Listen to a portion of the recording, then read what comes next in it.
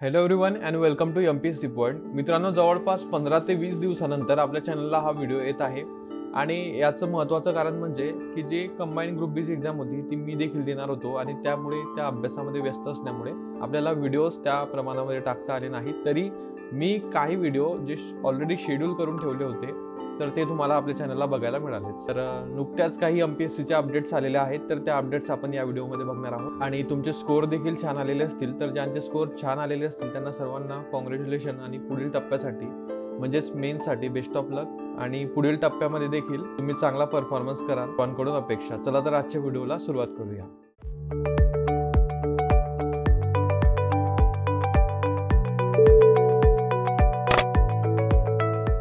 जे व्हिडिओज तुम्ही बघितले ते मी खूप म्हणजे 2 महिन्यांपूर्वी शेड्यूल करून ठेवलेले होते आणि ते तुम्हाला त्याप्रमाणे दिसत गेले. मी माझा लॅपटॉप देखील आजच ओपन केलेला आहे खूप दिवसानंतर. सो आपण बघूया आता एमपीएससीच्या काय काय अपडेट्स आलेल्या आहेत. पहिली अपडेट जी आहे ती ग्रुप सी विषयी आहे. आपण अगोदर ती बघूया, देन आपण एमपीएससीच्या की बाबत बोलूया. सो यस, बघा आता इथे तुम्ही बघू शकतात आपल्या पुढे हे एक शुद्धीपत्रक आहे. या शुद्धीपत्रकामध्ये काय सांगितलेलं आहे ते बघूया. गट क सेवा संयुक्त मुख्य परीक्षा 2024च्या आयोजनाबाबत हे आहे. म्हणजे तुमची ग्रुप सी प्रिलिमची तारीख बघा 4 मे केली आयोगाने, तर मेन्सची तारीख देखील पुढे जायला हवी म्हणून आयोगाने प्रसिद्धी पत्रक टाकलेलं आहे. तर नवीन तारीख तुम्हाला ग्रुप सी मेन्सची मिळालेली आहे. ती तारीख आहे बघा 29 जून 2025 ऐवजी 21 सप्टेंबर 2025 ला तुमची ग्रुप सी ची मेन्स होणार आहे. ओके, सो नवीन ग्रुप सी मेन्सची तारीख लक्षात ठेवा 21 सप्टेंबर 2025 आणि तुमची प्रिलिम्स तुम्हाला माहित आहे 4 मे ला होणार आहे 2025 मध्ये. ओके, सो अशा प्रकारे ही ग्रुप सी विषयी अपडेट आहे. त्यानंतर आता आपण की विषयी बोलूया. तर बघा 5 फेब्रुवारी म्हणजे तुमची बघा 2 फेब्रुवारीला एक्झाम झाली आणि जसं की आयोग आपल्याला नेहमीप्रमाणे 2 ते 3 दिवसांमध्ये की देत असतो, तर त्याप्रमाणे की तुमची काल संध्याकाळी आली आणि मी ती टेलिग्रामला देखील टाकली होती. आपल्या तिथं जाऊन तुम्ही चेक केलंच असेल. सो आता महत्त्वाचं म्हणजे या की मध्ये हरकती घेण्यासाठी आपल्याला बघा आयोगाची एक प्रोसेस असते. अगोदर तुमचा पेपर होतो, पेपर झाल्यानंतर फर्स्ट की येत असते, फर्स्ट की आल्यानंतर तुमची फायनल की येत असते. तर फर्स्ट की मध्ये जर काही चुका असतील, काही क्वेश्चन मध्ये अडचणी असतील, काहींची उत्तर चुकून वेगवेगळी दिलेली असतील, तर या कंडिशनमध्ये तुम्हाला त्यावरती आक्षेप घेता येतो. तो ऑनलाईन स्वरूपामध्ये घ्यावा लागतो आणि आक्षेप घेतल्यानंतर सेकंड की मध्ये ते प्रश्न चेंज होतात किंवा बहुधा त्यांची उत्तरं बदलून येत असतात. तर अशाच प्रकारे या नियमाप्रमाणे आयोगाने फर्स्ट की रिलीज केलेली आहे कालच आणि 2 फेब्रुवारी 2025 रोजीच्या कंबाईन ग्रुप बी साठीची ही की आहे.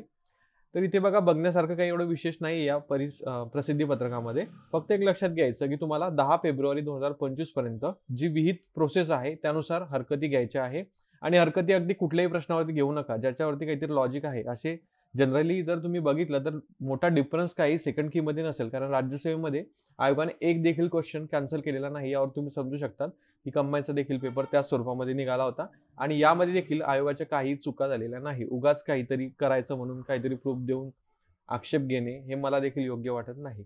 सो ते बघा व्यवस्थित, तुमच्या सद्विवेक बुद्धीचा वापर करा आणि त्यानुसारच आयोगाला आक्षेप पाठवा. एक महत्वाची गोष्ट म्हणजे जे काही असतात बघा दृष्टीहीन किंवा क्षीणदृष्टी कॅन्डिडेट्स आहेत, तर त्यांच्यासाठी काही प्रश्न आयोगाने कॅन्सल किंवा सवलत देण्याचं म्हणजे त्यांना मार्क्स दिलेला आहे असं आपण म्हणू शकतो.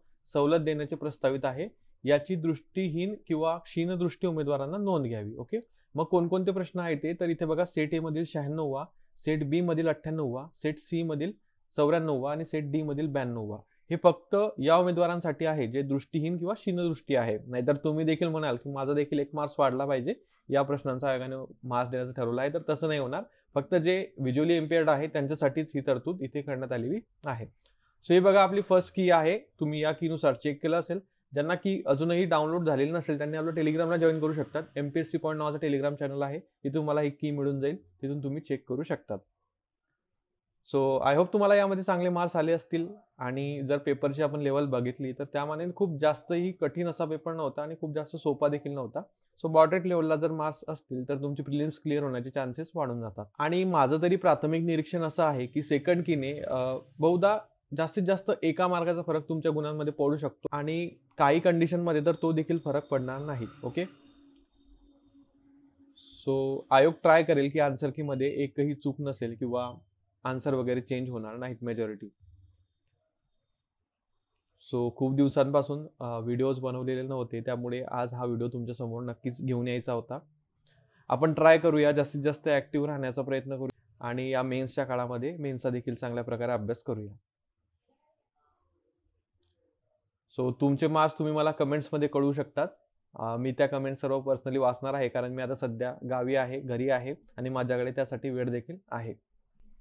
सो ट्राय करा तुमचे मार्क्स जर तुम्हाला टाकता आले, तुम्ही कम्फर्टेबल असाल कमेंट सेक्शनमध्ये टाकायला. So you can type your marks in the comment section. तुम्हाला हा व्हिडिओ आवडला असेल, व्हिडिओ जर आवडला असेल तर व्हिडिओला लाईक करा आणि चॅनलला नवीन असाल तुम्ही तर सबस्क्राईब करू शकता. बरेच जण माझे मार्क्स विचारत आहे, तर या व्हिडिओमध्ये माझे मार्क्स वगैरे मी सांगणार नाहीये. थोडं वेट करा, थोडा मार्केटचा अंदाज देखील घेऊ द्या आणि त्यानंतर आपण याविषयी बोलणार आहोत. तर मित्रांनो, आजच्या व्हिडिओसाठी एवढेच. आपण भेटूया एखाद्या पुढच्या व्हिडिओमध्ये. Thank you for watching.